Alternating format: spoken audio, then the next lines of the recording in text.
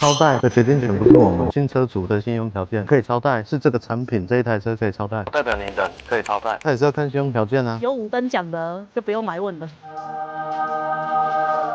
遇到一个客人说你不是说可以超贷，他为什么不行？因为他拖车户，他要超很贷。如果是拖车户的话，几年后可以再重新贷款？主要也是要看银行，这也很难说啦。那个是买的人跟银行的事，你没钱你要怎么买？我也不知道啊。其实那个我们也不会去查，那个是你来喜欢，你是来看这台车，然后就请贷款人员啦，不是我们在办，是你要有喜欢嘛，你才会送贷啊。不是空中那边一直问哦好，我查了老半天，那个我都不好意思讲你到底是什么状况。如果下定了，结果贷款没过嘞？通常贷款没过的他都不会下定，因为他会讲一句只要过我就全贷，不过就算了。含税金一起贷，你给他收电金是多麻烦的，因为稳不过的，他自己都知道，试试看退不是应该的，不退才是应该的。这买卖本来就双方都同意的情形下，难道有一方被胁迫，在办公室被胁迫？没有啊他，写合约书。那老王也是说在那里滑手机而已，他也没干嘛。